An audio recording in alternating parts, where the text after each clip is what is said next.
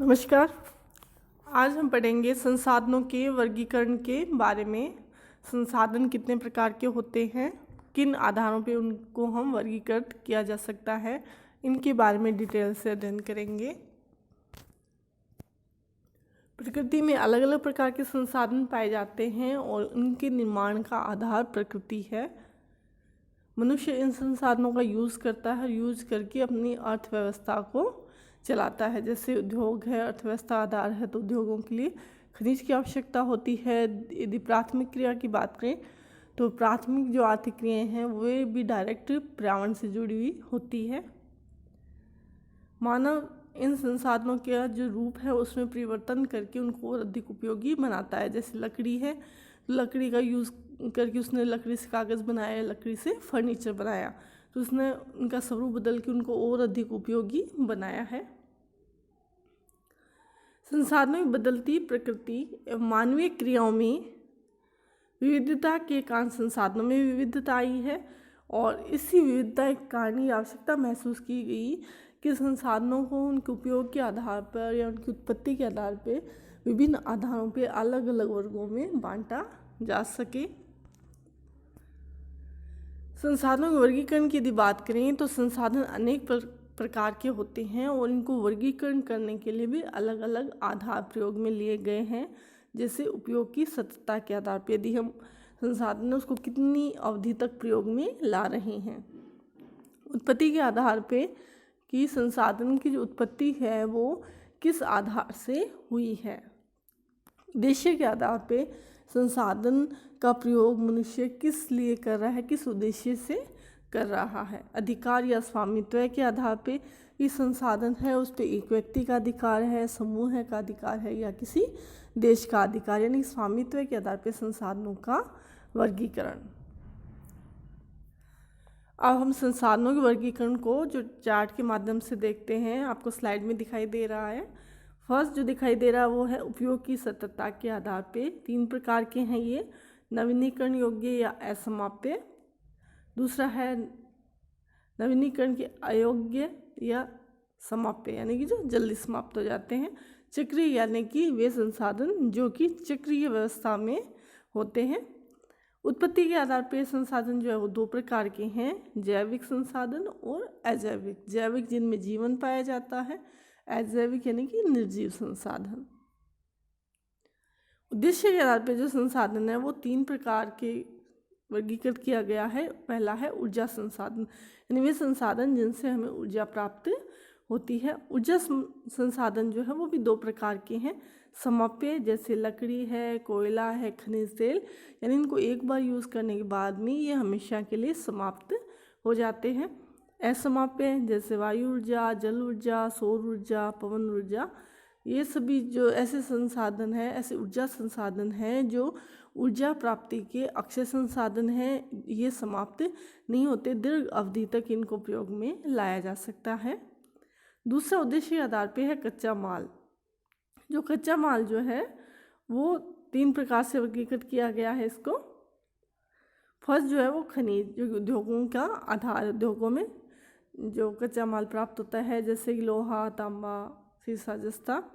Second जो है वनस्पति। वनस्पति भी कच्चे माल के रूप में प्रयोग में लिए जाती है। जैसे यदि प्राकृतिक और कृषिगत 2 प्रकार से हो गई, लकड़ी है या प्राकृतिक शैवाल।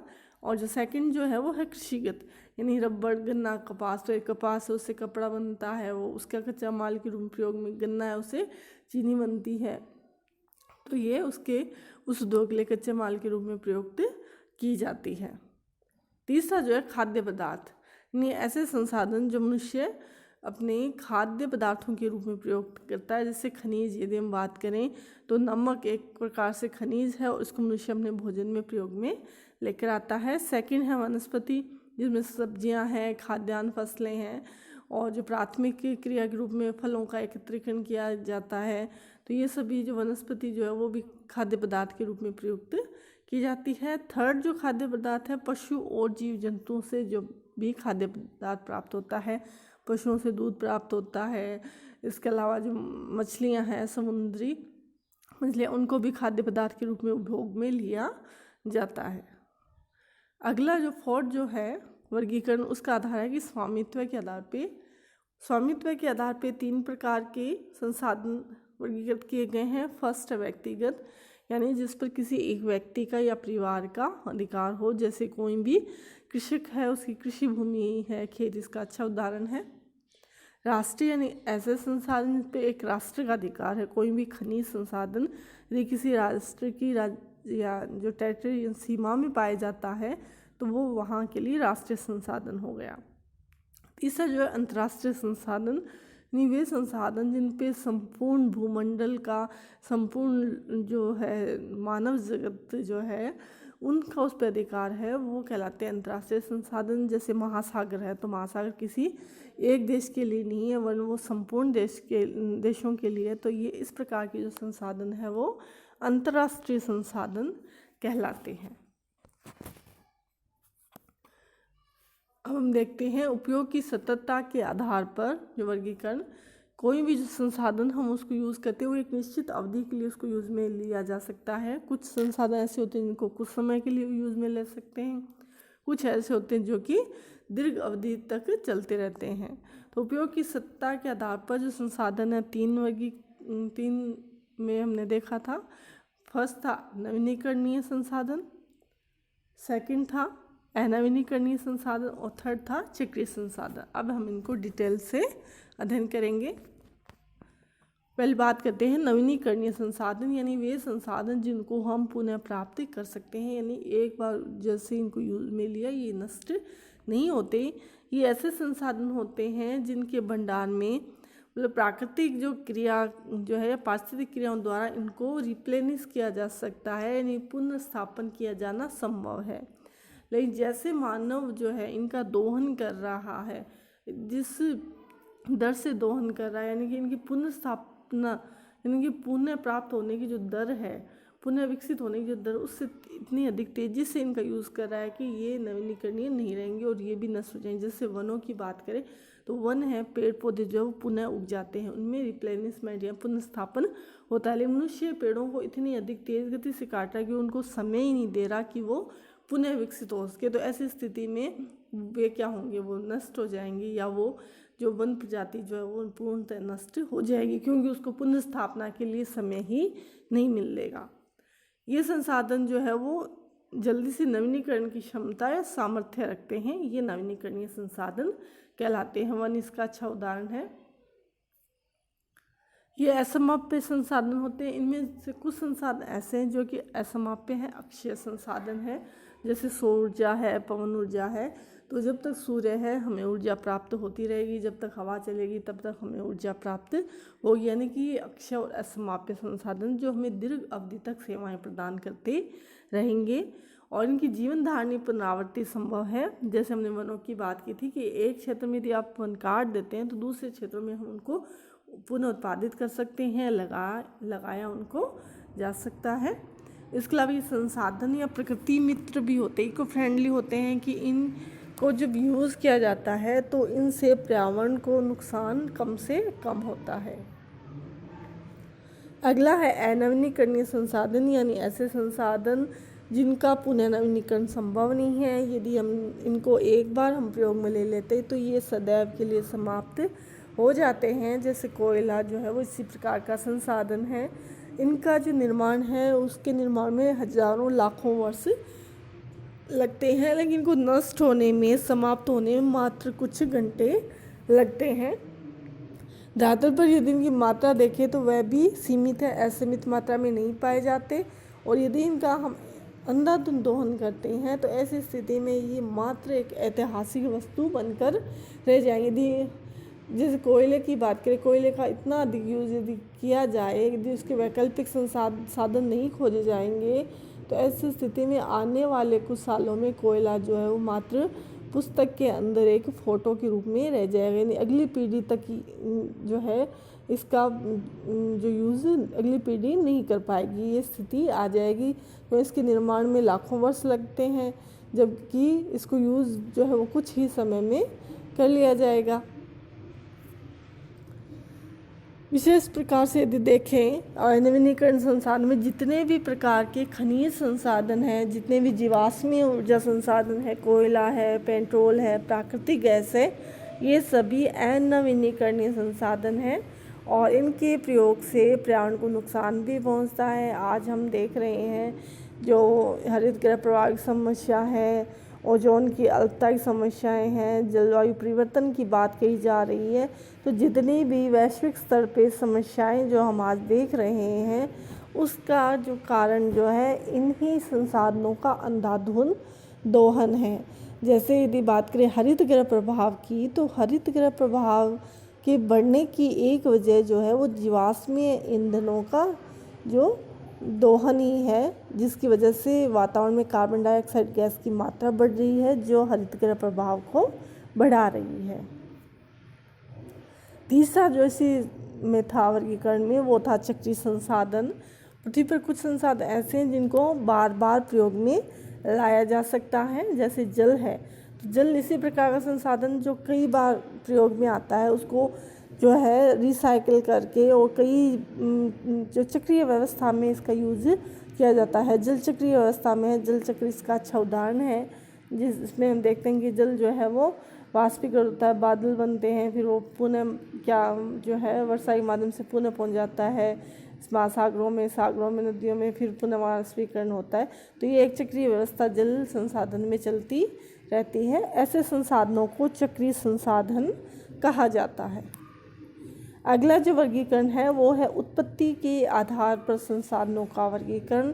कि उत्पत्ति के आधार पर संसाधन कितने प्रकार के होते हैं। तो विभिन्न प्रकार के जो संसाधन है अलग अलग अवस्थाओं में उत्पन्न होते हैं और इस पर उत्पत्ति के आधार पर ये जो संसाधन है इनको दो भागों में बांटा जा सकता है। फर्स्ट जो है वो है भौतिक या अजैविक, जिनमें जीवन नहीं पाया जाता, और द्वितीय है जैविक संसाधन, जिनमें जीवन पाया जाता है।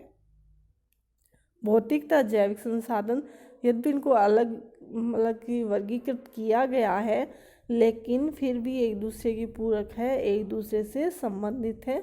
जैसे इसमें मानव जो है वो क्या एक जैविक संसाधन है और वो पृथ्वी के धातुलीय स्वरूपों में परिवर्तन करते हुए क्रियाशील है। लेकिन मनुष्य ने जो भी विकास किया है वो इन्हीं भौतिक संसाधनों के आधार पे ही किया है। जो जीवन का आधार है या जो जीवन की दशाएं उसे मिल रही है, वे सभी दशाएं यही भौतिक संसाधन उसे प्रदान करती हैं। सूर्य का प्रकाश है, चाहे वायु है, ये सभी अजैविक संसाधन जो है उसे जीवन का आधार या जीवन की दशाएं प्रस्तुत करते हैं।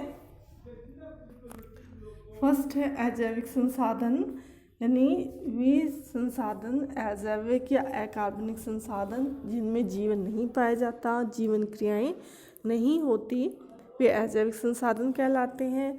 इनको पुनः प्राप्त नहीं किया जा सकता, यानी इनका नवीनीकरण किया जाना संभव नहीं है। यदि इनको एक बार प्रयोग में ले लिया तो इसके बाद ये सदैव के लिए समाप्त हो जाते हैं।